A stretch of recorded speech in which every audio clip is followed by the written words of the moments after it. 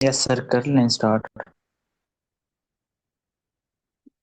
Chapter is sets, logics, and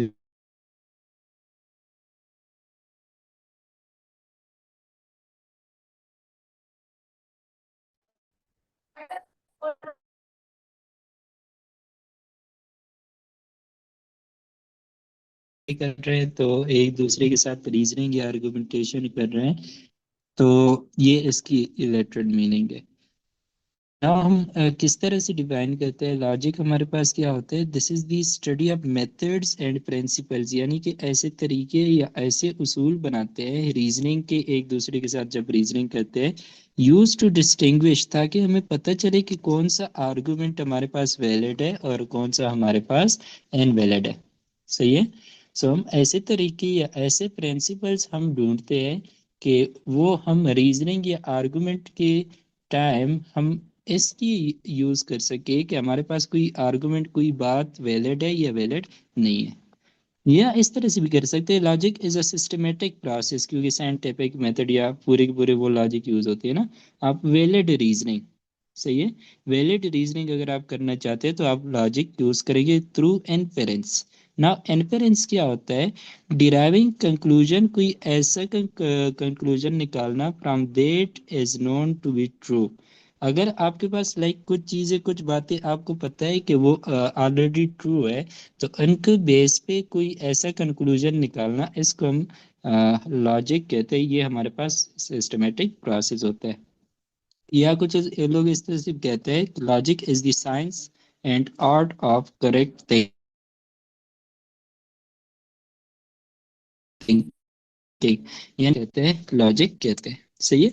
now we reason, हम reasoning करते हैं, हम आर्गुमेंट करते हैं when we conclude one thing on the basis of something else. हमारे पास कुछ इंफॉर्मेशन ऑलरेडी होती है जो हमें पता होती है कि दैट इज ट्रू, उनके बेसिस पे हम कोई नया कंक्लूजन निकालते हैं। सही है। फॉर एग्जाम्पल, अगर आप if you hear a dog barking then conclude that someone is approaching. सही है। नाउ हमारे पास जो फर्स्ट थिंग है इसमें है, वो है proposition. What is proposition? Proposition is also called a statement. It is in unambiguous, यानी उसमें कोई शक या इस तरह का नहीं होता, that is clear.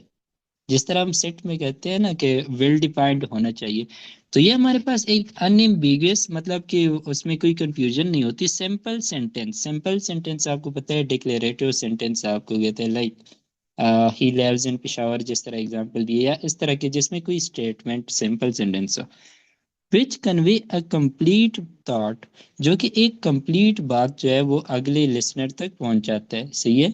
And which is either true और फॉल्स, वो या तो ट्रू हो सकती है या हमारे पास फॉल्स हो सकती है। सही है। एक ऐसा सेंटेंस, ऐसा सिंपल सेंटेंस जो जिसमें कोई कंफ्यूजन ना हो और जो कि पूरा का पूरा थॉट या मतलब देता हो, और वो या तो ट्रू हो सकता है या फॉल्स हो सकता है, बट नॉट बोथ। ये नहीं हो सकता कि वो ट्रू भी हो एंड वो फॉल्स भी हो। तो ऐसे ऐसे सेंटेंस को हम क्या बोलते हैं, प्रोपोजिशन या स्टेटमेंट बोलते हैं।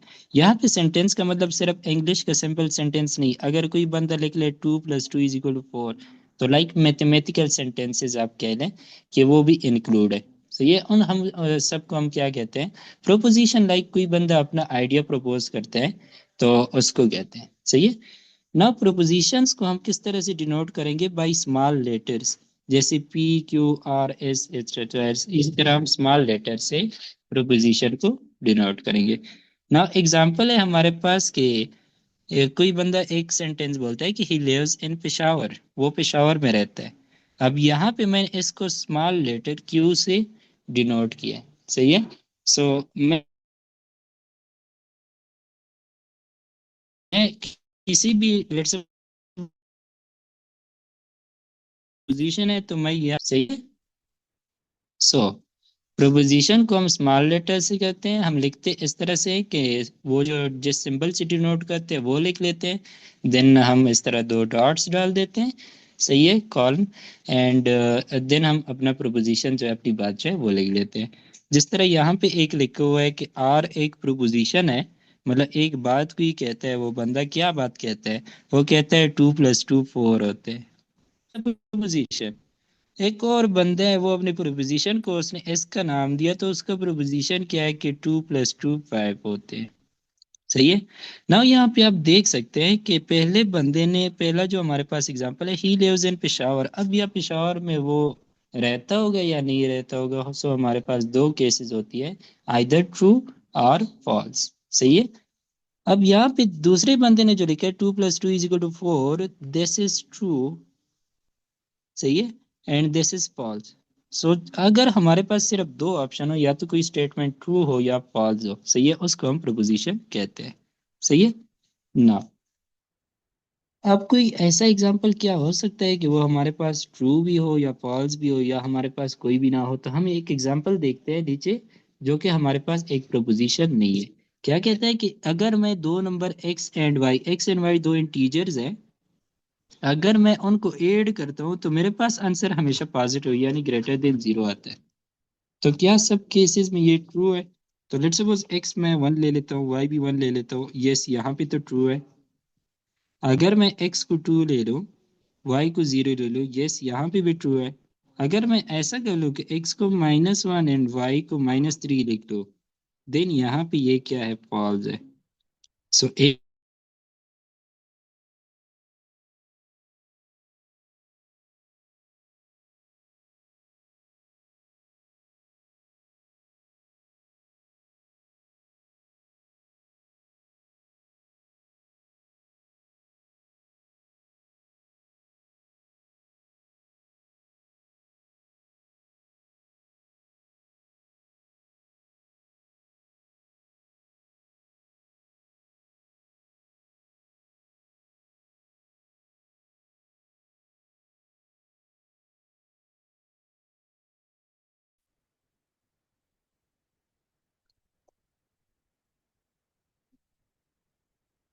अब हम ऐसा एग्जांपल करते हैं जिसमें कोई हमारे पास किसी ने ऐसा सेंटेंस या ऐसा स्टेटमेंट पेश किया हो जो हमारे पास ना हमारे पास हमें एक पता हो कि ये क्लियरली ट्रू है, और ना हमें ये क्लियर पता हो कि ये फॉल्स है। लेट्स सपोज कोई बंदा कहता है कि दो इंटीजर एक्स एंड वाई है, अगर मैं उनको ऐड करता हूँ तो मेरे पास क्या होता है, आंसर हमेशा पॉजिटिव आता है। तो उसकी वो बात जो है कुछ केसेस में ट्रू होती है, कुछ केसेस में फॉल्स हो सकती है। सही है। देखिए यहाँ पे मैंने एग्जांपल बताया, अगर मैं x को 1 और y को 1 ले लूँ तो ये ट्रू है, जो बंदे ने बात की। अगर मैं x को 2 y को 0 तो फिर भी ट्रू है। अगर मैं दोनों को नेगेटिव ले लूँ, -1 -3 x एंड y को, देन इस केस में ये फॉल्स है। तो वी आर नॉट श्योर कि ये स्टेटमेंट जो इसने बोली है ये हमारे पास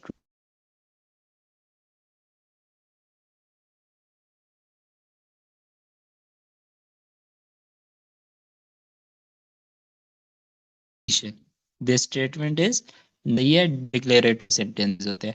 इम्पेरेटिव सेंटेंस जिसमें किसी को ऑर्डर या रिक्वेस्ट की गई हो। इंटरोगेटिव जहाँ पे क्वेश्चन किया हो, कुछ पूछा गया हो। या एक्सक्लेमेटरी यानी कि अपने एक्सप्रेशन बताए गए हो। सही है।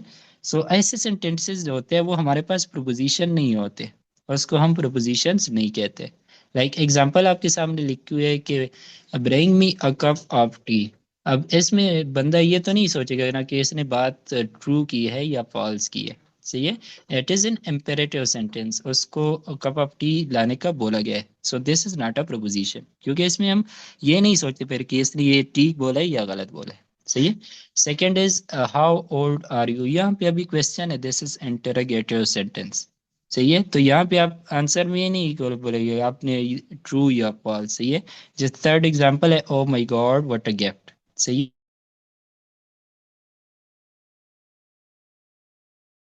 है।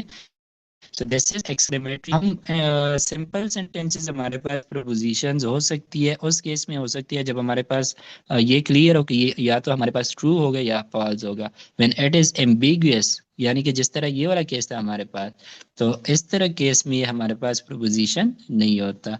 बाकी इम्पेरेटिव, इंटरोगेटिव और एक्सक्लेमेटरी जितने भी टाइप के सेंटेंसेस होते हैं वो हमारे पास प्रोपोजिशंस नहीं होते। सही है। नेक्स्ट हमारे पास टर्मिनोलॉजी है, that is induction. Induction like आपने मैथमेटिकल इंडक्शन पढ़ा होगा, तो यहाँ पे इंडक्शन जनरल हम इसका मतलब समझते हैं कि इंडक्शन हमारे पास क्या होता है। लेट्स सपोज यहाँ पे मैं कुछ नंबर्स लिख लेता हूँ, पहले मैंने 2 लिखा, 4 4 लिखा, फिर 6 लिखा। फिर आगे आपके दिमाग में क्या आ रहा है? मुझे चैट में बताइएगा कि मैंने पहला नंबर लिखा 2, फिर 4, फिर 6, आगे क्या आएगा?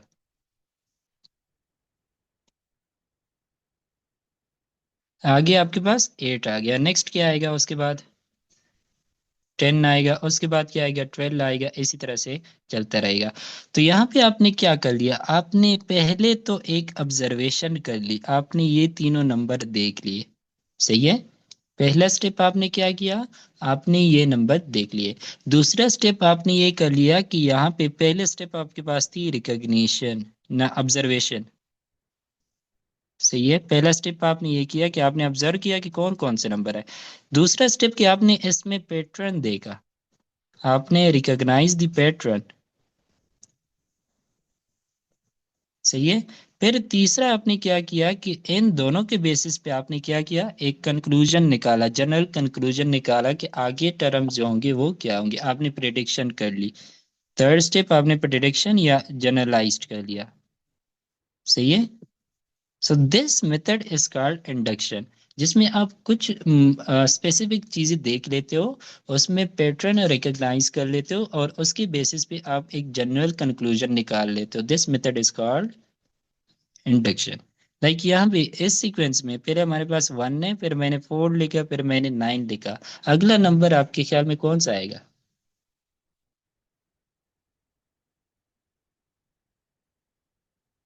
That will be 16। सही है। पहले हमारे पास 1 का स्क्वायर है, फिर 2 का स्क्वायर है, फिर 3 का स्क्वायर इज 9, फिर 4 का स्क्वायर हमारे पास 16 आएगा। आपने पहले ये तीन नंबर देख लिए, फिर इनमें पैटर्न आपने रिकॉग्नाइज कर लिया, फिर आपने जनरलाइज किया। अब आगे जितनी भी टर्म 16 के बाद 25 आएगा, फिर 36 आएगा, फिर 49 आएगा। तो जितना भी आगे आप सारे के सारे बता सकते हैं। सही है। सो आपने कुछ स्पेसिफिक एग्जांपल्स देख ली। सही है। उसके बाद आपने क्या किया? आपने पैटर्न रिकॉग्नाइज किया और उसके बाद एक जनरल कंक्लूजन निकाला। अच्छा, नेक्स्ट आपके पास एग्जांपल है 1 - 1, 2 - 2, 3 - 3। नेक्स्ट नंबर्स कौन कौन से होंगे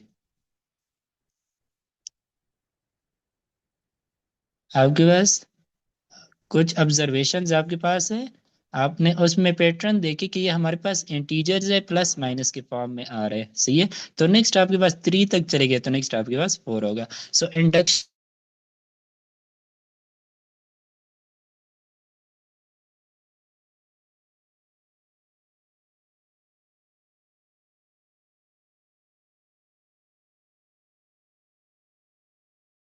कि पूरा का एक जनरल कंक्लूजन निकालना, that is called induction. To as many term as be, like जितना आप आगे जा सकते हैं कर सकते हैं। So this is the basic definition, ये जो रेड में लिखा हुआ है, this is the method of induction. क्या आप स्पेसिफिक ऑब्जर्वेशंस कर लेते हो, उनमें पैटर्न रिकॉग्नाइज कर लेते हो, फिर आप कोई जनरल कंक्लूजन निकाल लेते हो। सही है। नाउ अगर आपने प्रिंसिपल ऑफ मैथमेटिकल इंडक्शन पढ़ा हो बाइनोमियल थ्योरम वाले चैप्टर में, तो यहाँ पे मैं एक एग्जांपल आपको कराता हूँ। मैथमेटिकल इंडक्शन नाम में भी इसका आ रहा है कि इंडक्शन, इसमें हम दो तीन केसेस देख लेंगे, फिर हमें पैटर्न का पता चल जाएगा। हम कहेंगे कि सारी जितनी भी वैल्यूज है उन सब के लिए ये ट्रू होगा। सही है। You can skip the example अगर आपने वो वाला चैप्टर नहीं पढ़ा। So principle of mathematical induction ये थ्रू एग्जांपल में समझाता हूँ हम किस तरह से करते हैं। एक बंदे ने कोई प्रोपोजिशन दी या कोई स्टेटमेंट दिया कि हमारे पास किसी नंबर का पिक्टोरियल उस नंबर से ग्रेटर होता है अगर नंबर हमारे पास greater than or equal to 3 हो। यानी कि 3 factorial is greater than 3, 4 factorial is greater than 4, 5 factorial is greater than 5, and so on. इस तरह से चलता रहेगा। एक बंदे ने कहा कि ये हमेशा ट्रू होगा, उसने अपनी एक स्टेटमेंट दे दी।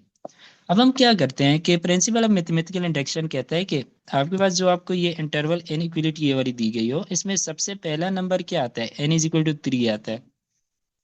तो स्टेप 1 में आप उस नंबर के लिए चेक करो कि क्या ये जो इसने स्टेटमेंट दी है ये ट्रू है या नहीं है। तो n की जगह अगर मैं 3 पुट करूँ तो 3 factorial is greater than 3, then you know that 3 factorial is 3 multiply by 2 multiply by 1 which is equal to 6। सही है। And 6 is greater than 3, this is true. So पहला स्टेप हमारे पास क्या आ गया? ट्रू आ गया। सही है। फिर सेकेंड में हम क्या करते हैं? एक अजम्पशंस करते हैं कि assume the statement is true for n is equal to K हमारे पास n की कोई वैल्यू होगी 3 या 3 से ग्रेटर होगी। कोई भी जनरल वैल्यू के हमने ले ली और हमने एज्यूम किया कि ये जो इसने स्टेटमेंट डाली है ये ट्रू है। तो हमारे पास एन की जगह अगर मैं के पुट करूँ एन इज इक्वल टू के, तो के फैक्टोरियल इज ग्रेटर देन के, ये मेरी अजम्पशंस है, इसको मैंने ए का नाम दिया। सही है, दिस इज माई अजम्पशन। फिर हम स्टेप 3 में क्या करते हैं कि के बाद जो अगला टर्म होता है, लेट्स सपोज के 5 है, तो दिस इज फिफ्थ टर्म, तो के प्लस वन हमारे पास सिक्स टर्म होगा, मतलब कंसेक्यूटिव इसका अगला टर्म देखते हैं। तो for n is equal to k plus one, n is equal to k plus one, इस प्रोपोजिशन जो दी है इसमें पुट करो, then k plus one factorial is greater than k plus one. Then you know that जिस तरह हमारे पास n प्लस वन फैक्टोरियल, इसको हम लिख सकते हैं n प्लस वन लिखो, फिर आगे n फैक्टोरियल हम लिख सकते हैं। तो उस तरह मैंने k प्लस वन अलग किया, k फैक्टोरियल अलग से लिखा, एंड ये दोनों मेरे पास क्या हो गए, कैंसिल हो गए। इसका मतलब है k factorial is greater then one. अब हमारे पास अजम्पशंस क्या आती कि k factorial is greater than k। सही है, एंड k हमने क्या लिया था, k इज ग्रेटर देन और इक्वल टू थ्री। अब लाजमी बात है वो वन से ग्रेटर होगा के। सही है, सो मेरे पास के फैक्टोरियल इज ग्रेटर देन के एंड के इज ग्रेटर देन वन। तो क्या मैं ट्राइकोटमी प्रॉपर्टी, वो कौन सी ट्रांजिटिव प्रॉपर्टी यूज करके लिख सकता हूँ कि k factorial is less than one. So ये जो मेरे पास स्टेटमेंट है दिस इज ट्रू। अब मेरे पास पहले स्टेप के लिए भी ट्रू था, फिर मैंने ये के प्लस वन के लिए देखा, ये भी ट्रू हो गया। देन मैं एक जनरल लिखता हूँ कि बाय मैथमेटिकल इंडक्शन बंदे ने जो स्टेटमेंट या प्रोपोजिशन दी थी वो सब एन वैल्यूज के लिए ट्रू है। अगर आप थ्री लेते हैं, फोर लेते हैं, फाइव लेते हैं, आप बेशक हंड्रेड चेक करो, थाउजेंड चेक करो, सब के लिए ट्रू होगा। तो यहाँ पे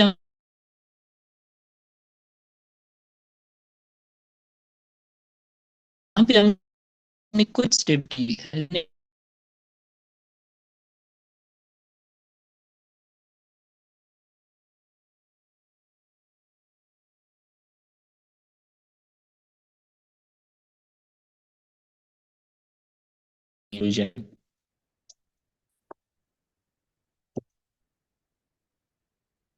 So, using a general premise to form a specific conclusion,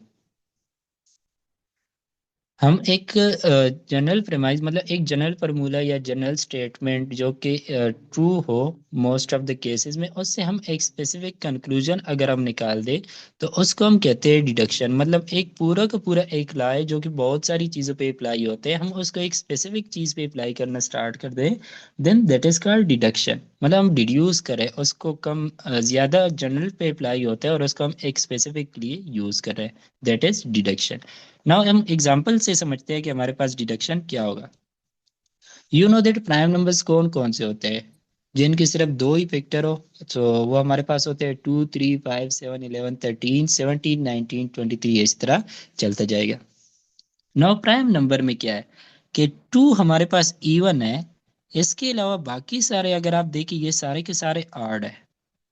सही है, सो एक जनरल प्रीमाइज या जनरल स्टेटमेंट हमारे पास जो कि ट्रू है वो कहता है कि all prime except two, two के अलावा जितनी भी प्राइम है वो सारे आड है। This is a general result, एक हमारे पास लॉ है या एक हमारे पास स्टेटमेंट है। सही है, अब एक बंदा आता है, सही है, यहाँ पे बंदा आता है, वो क्या कहता है, वो कहता है कि मेरे पास एक प्राइम नंबर है और वो टू की इक्वल नहीं है। सही है, मेरे पास एक प्राइम नंबर है, बंदा कहता है कि मैंने एक प्राइम नंबर निकाला। सही है, एंड वो टू की इक्वल नहीं है। डायरेक्ट आपके जहन में क्या आएगा कि लाजमी बात है वो फिर आपके पास क्या होगा, ऑड होगा। सही है, क्योंकि वो प्राइम भी है और टू की भी इक्वल नहीं है, तो टू के अलावा बाकी सारे प्राइम तो ऑड है, तो आप डिडक्शन कर सकते हैं। उसने जस्ट ये स्टेटमेंट बोला कि मेरे पास एक प्राइम नंबर है, सही है, एंड वो टू की इक्वल नहीं है, तो आपने डायरेक्ट एक कंक्लूजन निकाला।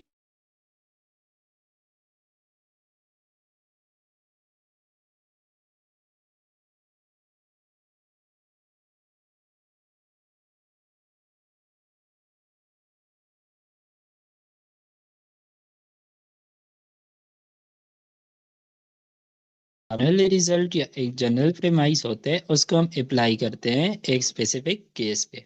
सही है, जिस तरह की ये एग्जांपल हमने किया।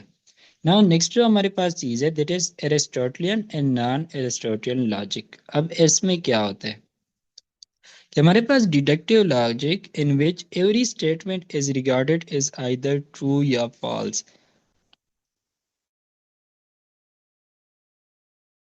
अगर हमारे पास हो कि वो या तो ट्रू होगा,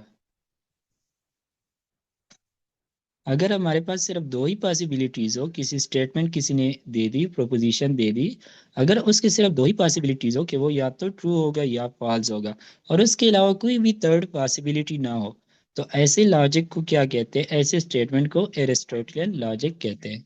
यानी कि उसके सिर्फ दो ही चांसेस हो सकते हैं, दो ही पॉसिबिलिटीज हो सकती है। या तो वो सही होगा या हमारे पास वो गलत होगा, कोई भी थर्ड ऑप्शन हमारे पास ना हो। तो ये हमारे पास होता है एरिस्टोटेलियन लॉजिक। सही है ना? अब हमारे पास पॉसिबिलिटी जो हमने कहा कि ट्रू या फॉल्स, द ट्रूथ और falsehood of A proposition is called its truth value. यानी कि हम अगर हमें पता चले कि ट्रू है या फॉल्स है, दैट ट्रू और false is called truth value.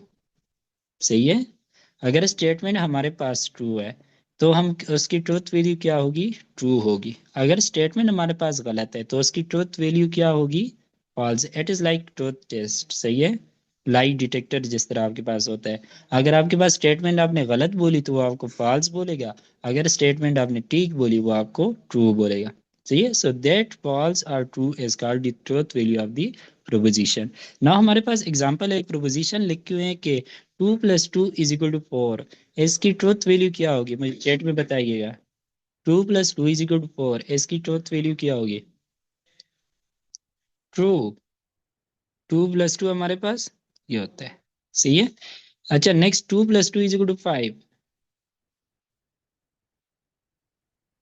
That is false. 2 + 2 हमारे पास 5 नहीं होता। अब यहाँ पे ट्रू को हम कैपिटल टी से भी डिनोट करते हैं एंड फॉल्स को हम एफ से भी कर सकते हैं, शॉर्ट लिखने के लिए। या हम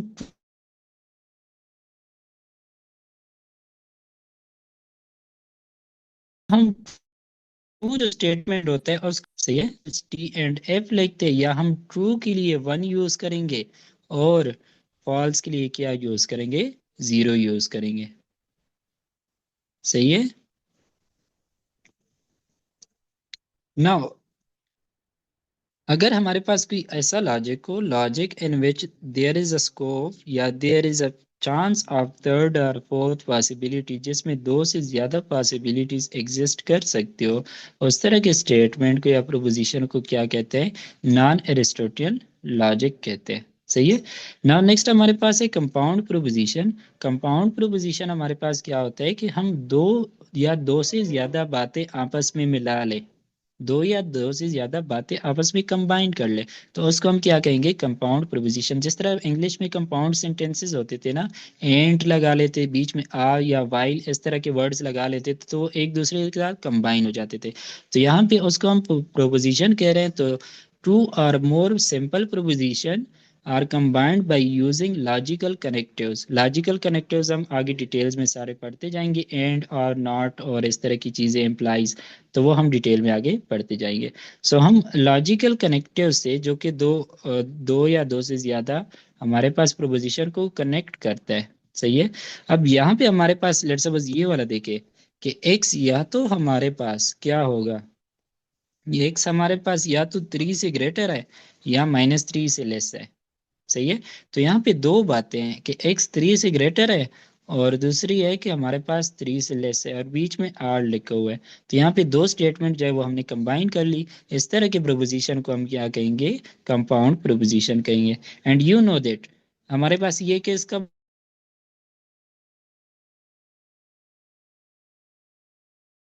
किसका होता है? जब x mod is greater then x, ये इसका इम्प्लाइज हम कब यूज करते हैं? सही है?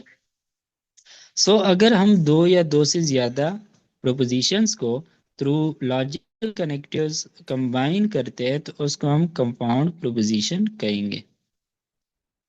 नाउ लॉजिकल कनेक्टिव्स अब हम स्टार्ट करते हैं। We start with negation. Negation क्या होता है? और फिर हम आगे कंजंक्शन, डिसजंक्शंस और इस तरह की सारी चीजें पढ़ते जाएंगे। So the first thing is negation. अगर हमारे पास पी, मैंने आपको कहा कि वो स्मॉल लेटर से हम इस डिनोट करते हैं। पी इज एनी प्रोपोजिशन, कोई बात किसी ने कही, कोई स्टेटमेंट किसी ने कही है। If P is any proposition it's negation is not P. Not P. बंदा कोई बात कहते है तो उसका उल्टा जवाब नॉट लगा लेते हैं। सही है, he lives in Peshawar, he doesn't live in Peshawar, मतलब इस तरह से करके उसको फिर हम बोलते हैं निगेशन, उसकी बात को निगेट करना। और इसको हम मैथमेटिकली किस तरह से डिनोट करेंगे, अभी हम इंग्लिश की बातें कर रहे हैं, वो हम सारी मैथमेटिक्स लैंग्वेज में थ्रू सिंबल्स कन्वर्ट करेंगे। उसको हम सिंबॉलिकली हम इस तरह का सिंबल लगाते हैं, इट मींस नॉट या निगेशन। सही है, इसका मतलब क्या होगा, दिस इज निगेशन पी। मतलब कि पी, एक बंदा कोई स्टेटमेंट पी देता है, सही है, तो उसकी उल्टी बात अगर मैं कर लूँ तो उसको मैं क्या कहूंगा, निगेशन पी करूंगा। सही है।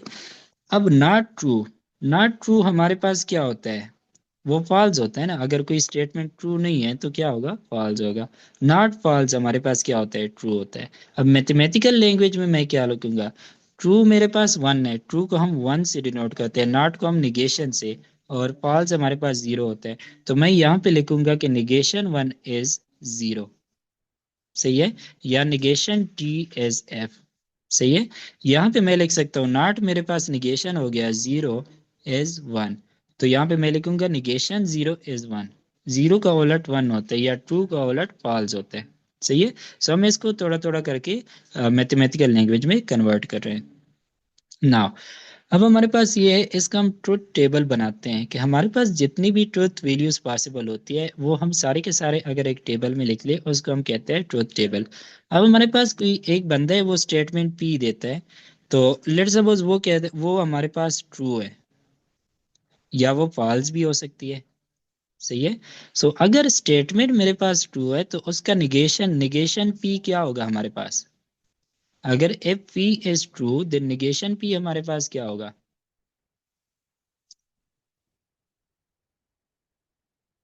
फॉल्स होगा। अगर मेरे पास स्टेटमेंट फॉल्स है तो इसका निगेशन क्या होगा, ट्रू होगा। सही है, तो ये हमारे पास इसका ट्रुथ टेबल हो गया, क्योंकि पी की दो ही वैल्यूज पॉसिबल हो सकती है, ट्रू या फॉल्स। ट्रू का उलट फॉल्स हो गया और फॉल्स का उलट ट्रू हो गया। या ये ट्रुथ टेबल अगर मैं वन जीरो के लैंग्वेज में कर दूं, ट्रू के लिए वन यूज होता है ना, तो वन का उलट क्या होता है, जीरो।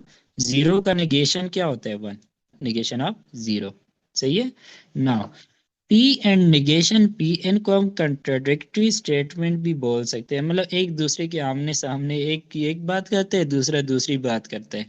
सही है, बिल्कुल उलट बातें करते हैं, तो हम इसको किसी स्टेटमेंट और उसके निगेशन को हम कंट्राडिक्टरी स्टेटमेंट भी बोल सकते हैं। सही है। अब नेक्स्ट मैं यहाँ पे लॉजिक गेट्स एंड सर्किट भी बनाता हूँ, जो कि फिजिक्स इलेक्ट्रॉनिक्स में यूज होते हैं, तो वो वाले भी आपका टॉपिक क्लियर हो जाएगा साथ में। सो लॉजिक गेट्स हम करते हैं, लॉजिक गेट नॉट गेट क्या होता है कि हम एक ट्रायंगल बना लेते हैं, जैसे वो दिस इज अ ट्रायंगल, उसके इस एंड पे लेट्स सपोज एक छोटा सा हम सर्कल ड्रा कर लेते हैं। तो ये जो डायरेक्शन है, ये जिस एंड पे हमारे पास ये सर्कल बना हुआ है, this is the direction of not gate. इसको हम कौन सा गेट बोलते हैं, नॉट गेट बोलते हैं। निगेशन, वो गेट जो हमारे पास निगेशन ऑपरेटर परफॉर्म करता है, उसको हम नॉट गेट बोलते हैं। सही है, और इसका डायरेक्शन उस डायरेक्शन में होता है जिस डायरेक्शन में हमारे पास छोटा सा सर्कल ड्रा किया हो। ये जो क्वांटिटी है, ये जहां से ये एन होता है, इसको हम इनपुट कहते हैं, यहाँ पे कोई वैल्यू अंदर जाएगी। सही है, एंड यहाँ से क्योंकि इसका डायरेक्शन ये है ना गेट का, यहाँ से हमारे पास आउटपुट निकलेगा। सही है, अगर मैं यहाँ पे कोई स्टेटमेंट पी लिखता हूँ, तो ये not gate, this is not gate, तो वो यहाँ पे क्या देगा मुझे, निगेशन पी देगा। सही है, ये इस डायोड की तरह ही ये काम करते हैं। लॉजिक गेट्स हम उसमें नॉट गेट्स भी बनाते हैं, फिर हम एंड गेट्स बनाते हैं, आर गेट्स, नेंड, नार, इस तरह के सारे गेट्स बनाते हैं। सही है, अब मैं आपसे दो क्वेश्चन पूछता हूँ। पहला मेरे पास ये है कि this is a gate and इसका यहाँ पे मेरे पास लिखा हुआ है वन, तो यहाँ पे मेरे पास वैल्यू क्या आएगी, जीरो आएगी। वन का निगेशन जीरो आएगा, अगर मैं यहाँ पे जीरो डाल दूँ तो क्या आएगा, वन आएगा। सही है, अगर मैं आपसे क्वेश्चन कर लूँ कि दिस इज अ गेट जिसका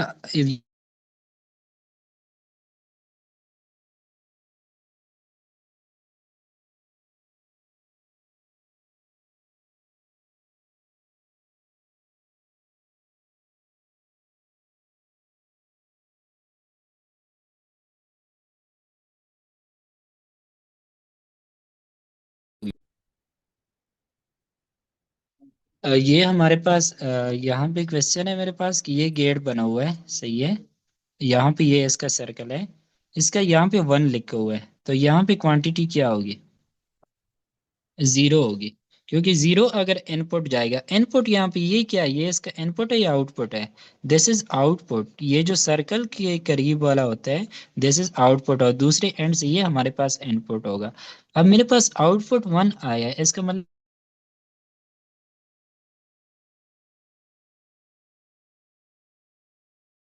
इसका मतलब एक ओरिजिनल सही है ना। हम इसका सर्किट ड्रा करते हैं। सो सर्किट ड्रा करने से पहले मैं आपको स्विच के बारे में बता दूं कि स्विच हमारे पास क्या होता है। उसको हम ट्रुथ वैल्यूज उसके हम स्विच के कैसे लेते हैं, एंड हम लाइट बल्ब के ट्रुथ वैल्यूज किस तरह से लेते हैं। सो सर्किट के कंपोनेंट्स में हमारे पास लाइट बल्ब मतलब कोई भी हमारे पास लोड हो, हीटर हो या जो भी हो, सही है, उसको हम लाइट बल्ब ही रिप्रेजेंट करते हैं, लोड को। एंड स्विच हमारे पास बीच में सर्किट में लगे होंगे जो कि करंट कभी अलाउ करेंगे कभी नहीं अलाउ करेंगे, कब अलाउ करेंगे वो कंडीशन हम पढ़ते हैं। So the first component of the circuit is switch.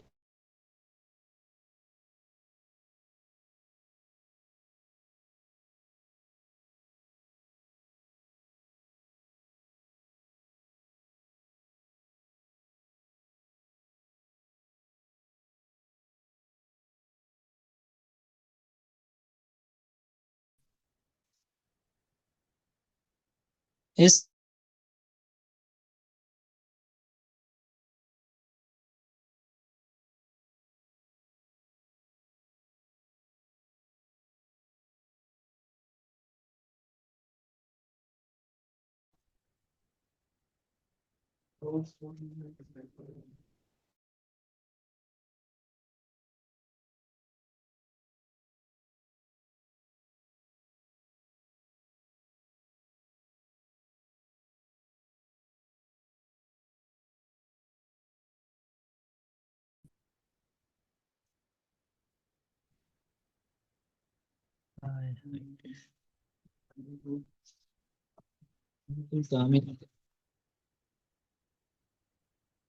आवाज आ रही है?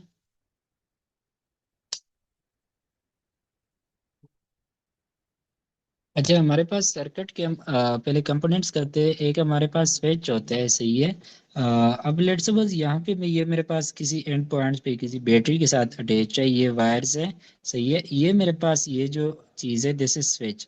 अब यहाँ पे आप देख सकते हैं सर्किट इज नॉट क्लोज्ड। यहाँ पे कनेक्शन जो है, ये इसको हम क्या बोलते हैं? इसको हम बोलते हैं कि ये स्विच हमारे पास ओपन है। अब स्विच अगर ओपन होगा तो क्या इस वायर में इस तरह करंट जाएगी? नहीं जाएगी ना। तो इसको हम ट्रुथ वैल्यू, इसको हम क्या असाइन करते हैं?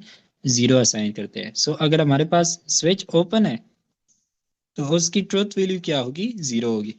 अब अगर हमारे पास इस तरह का ये बैटरी के साथ अटैच्ड है एंड पॉइंट्स पे, तो स्विच इस तरह का है कि वो क्लोज्ड है, सही है। तो इस वायर में से यहाँ पे करंट पास होगी ना। तो इसको हम ट्रुथ वैल्यू क्या असाइन करते हैं? इसको हम ट्रुथ वैल्यू 1 असाइन करते हैं। सो अगर स्विच ओपन है, स्विच अगर ओपन है उसकी ट्रुथ वैल्यू जीरो होगी। एंड स्विच अगर क्लोज्ड है तो उसकी ट्रुथ वैल्यू क्या होगी? 1 होगी। जीरो का मतलब कि उस वायर में से करंट पास नहीं होगा, उस पाथ में से। एंड 1 का मतलब कि करंट पास होगा। अब लाइट बल्ब के केस में क्या होता है कि अगर वो जल रही है तो उसको हम 1 वैल्यू देते हैं, सही है। एंड अगर वो ऑफ है तो उसको हम जीरो ट्रुथ वैल्यू देते हैं, सही है। सो लाइट बल्ब के लिए लाइट अगर ऑफ है तो उसकी ट्रुथ वैल्यू जीरो, अगर वो ऑन है तो उसकी ट्रुथ वैल्यू 1 होगी, सही। नाउ अब हम नॉट गेट जो हमने बनाया था उसमें आते हैं, या निगेशन का हम सर्किट बनाते हैं, जो कि फिजिक्स में यूज होता है, इलेक्ट्रॉनिक्स में, सही है। तो लेट्स सपोज यहाँ पे मैंने कोई सोर्स लगाया करंट का, जो कि करंट लेट्स सपोज इसी डायरेक्शन में जा रही है, सही है। अब क्या होता है कि यू नो दैट अगर ये स्विच ओपन है, ए जो है ये मेरे पास A component is switch and B component is bulb. अब लेट्स सपोज ये इसी तरह ओपन है, तो स्विच ओपन का मतलब क्या होगा? हम क्या इसकी ट्रुथ वैल्यू लगाएंगे? जीरो लगाएंगे। तो सारा का सारा करंट कहाँ से पास होगा? यहाँ पे आएगा, नीचे तो आ नहीं सकेगा, यहाँ पे नहीं आ सकता। तो सारा करंट किससे पास होगा? बल्ब से पास होगा, एंड बल्ब ऑन हो जाएगा। तो बल्ब ऑन का क्या मतलब है? यहाँ पे इसकी वैल्यू 1 हो जाएगी, सही है। अब हम क्या करते हैं? अब हम ऐसा करते हैं कि ये स्विच क्लोज कर लेते हैं, ये स्विच यहाँ पे मैंने इसके साथ कनेक्ट किया ना। अब यहाँ पे रजिस्टर लगा हुआ है, ये बल्ब में रजिस्टर होता है ना, और यहाँ पे हमारे पास वायर है। तो रजिस्टर के थ्रू तो करंट नहीं जाएगा, सारा का सारा करंट इस पाथ से फॉलो करेगा एंड यहाँ पे कोई करंट नहीं आएगा। सो जब मैंने स्विच क्लोज किया, स्विच को क्लोज की ट्रुथ वैल्यू क्या होती है, 1 होती है। जब मैंने स्विच क्लोज किया तो सारा का सारा करंट उसी स्विच के पाथ से शुरू हो गया। तो कोई भी करंट, क्योंकि लाइट में रजिस्टर होता है, उस पाथ से नहीं जाएगा। तो हमारे पास लाइट ऑफ होगी तो हमारे पास उसकी वैल्यू क्या होगी, 0। तो यहाँ पे इस सर्किट में आप देख सकते हैं कि स्विच एंड लाइट बल्ब का आपस में क्या रिलेशन है, निगेशन है। यानी कि मैं लिख सकता हूँ A is negation A is B, या मेरे पास निगेशन बी जो है, ये मेरे पास क्या है, ए है। ये एक दूसरे के क्या है, निगेशन है। सो this is the circuit for non not gate. सही है। अच्छा, नेक्स्ट हम नेक्स्ट क्लास में पढ़ेंगे एंड आर गेट और उनके सर्किट वगैरह। सो इसका ट्रुथ टेबल अब आप याद रखना कि अगर हमारे पास पी एंड क्यू दो क्वांटिटीज हो जो कि आपस में निगेशन हो, तो अगर पी की वैल्यू 1 है, अगर negation P is equal to Q हो, इक्विवेलेंट टू क्यू हो, तो हमारे पास पी की वैल्यू अगर 1 है तो इसकी वैल्यू 0 होगी। एक दूसरे के अपोजिट होती है। सो इसके ट्रुथ टेबल आपने याद रखना होगा। नेक्स्ट हम नेक्स्ट क्लास में कंटिन्यू